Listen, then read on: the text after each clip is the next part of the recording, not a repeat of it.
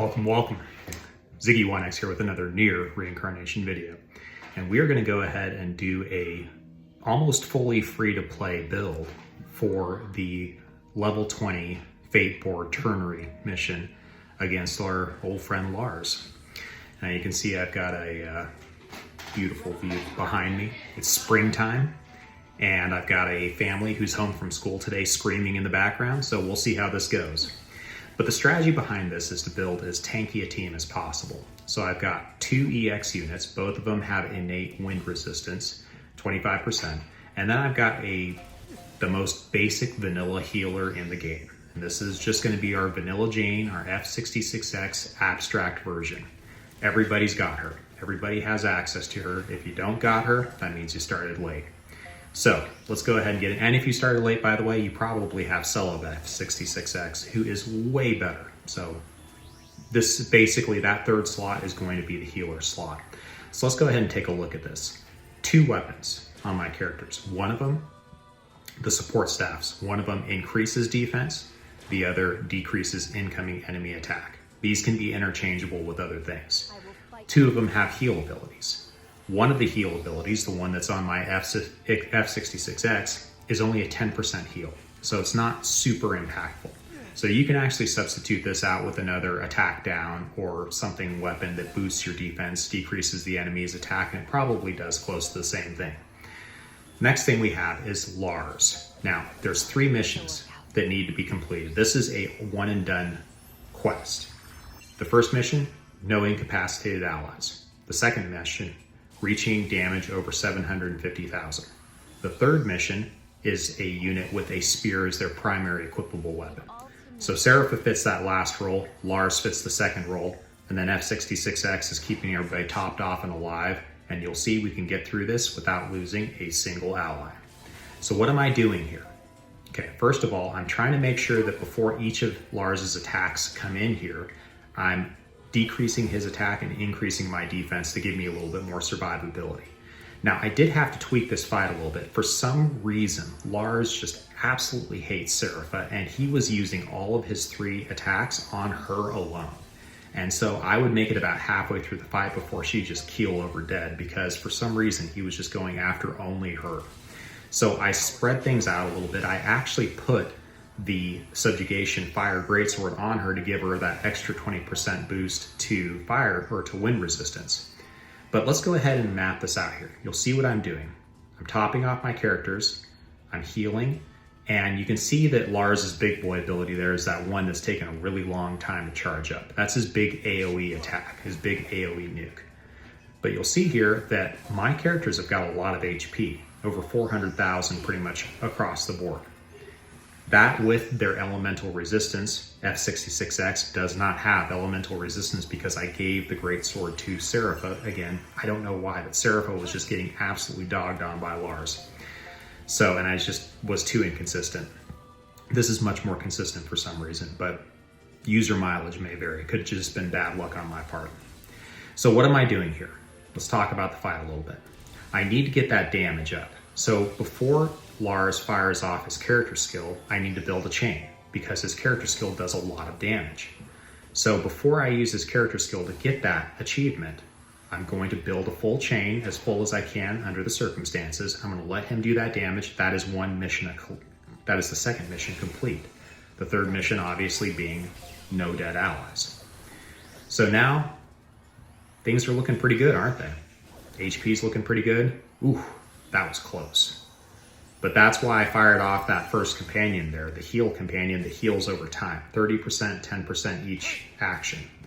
And so that's why I fired it off before his string of attacks came in, because I wanted to make sure that they were healing a little bit and they were bouncing back from the attacks as they were coming in. Because what it'll do is those overtime heals will heal as they're being attacked. Okay, now we got big boy attack coming in. Let's play spectator. Enough explanation, let's just play spectator and see what happens here. Okay, so these 3 attacks are gonna fire off before the big one. I see these 3 attacks as doing enough damage to my team to where I fired off my next heal companion. Also notice here, I do not have an increased fire damage companion because most of my damage, almost 90+% of my damage, is coming from Lars and that greatsword. because of the burn effect. It's just burning the enemy down over time. All right, so the nuke went off, did damage, but I have F66 there to step in and save the day. I actually tried this once without any healers and just the healing weapons. I actually got him down to 25%, which I was kind of surprised by. And it was 3-star UDEAL that I had instead of F66X. So, hey, props to the new 3-star costume. So let's go ahead and see what we get here. You can see that this guy, once he gets below 50%, it looks like that big attack, that big AoE nuke, goes on a regular cycle. Just cool down, start over, cool down, start over. It just keeps coming back. So you can consistently rely, once you go below the 30 or the 50% threshold, that big AoE nuke is going to be coming around every cycle. So just be aware of that. That's why you need to keep things topped off and healed, because that sucker does a lot of damage and it's an AoE nuke. Things will work out. Boom. Okay. Now the big girl, 40% heal.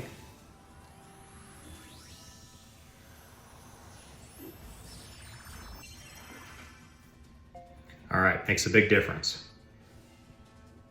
Now, if I had been smarter about this, admittedly, I would have put the greatsword on F66X maybe, even though she doesn't benefit as much from the HP stats that are equipped to it because it's not an affinity weapon like her staff is. Her animations for the actions that she does are really slow. So, especially when she's doing her big girl heal. So that may be something to consider. Off affinity weapons, off main affinity as in weapon type weapons on fights such as these and subjugation and other things like that are really useful because it speeds up the animations. It basically cuts the cool looking animations out, but you don't need cool looking animations when you're trying to be as efficient as possible. So maybe something to consider is to make sure that all of your characters have off affinity weapons, just to speed up that time so that their cooldowns can happen faster. There we have it. And that was a really anticlimactic win. Serapha with a single auto attack finished him off because he was down to 1 hit point because of the burn. So we cleared all of our tasks here. This was a one and done mission, all free units, and almost, I mean, F66X abstract, that may as well be a free unit. She's been around in the game since day 1 or day 60. Anyways, point being is that this is a very free-to-play, budget-friendly team. The thing that sets this team apart is the memoirs and making sure you have those EX weapons. With everything that we've gotten, the SS subjugation for everybody has access to several EX weapons. Let's go ahead and take a look at these characters though real quickly. What were they doing for us here? So you can see our healing staff, you can see Serapha's stats, really not a whole lot of focus in attack, but a lot into HP and defense. Okay, 15% HP recovery for all allies and increases the team's defense. And you can see she's got that memoir set, which increases the entire party's HP by 10%.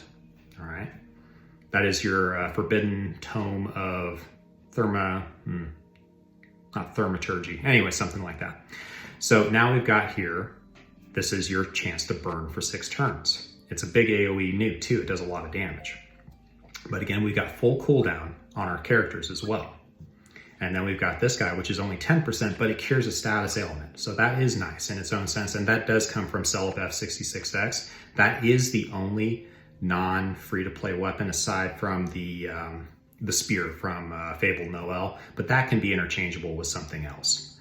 So I'm just gonna leave it here. And this was a quick breakdown. Peace out, y'all.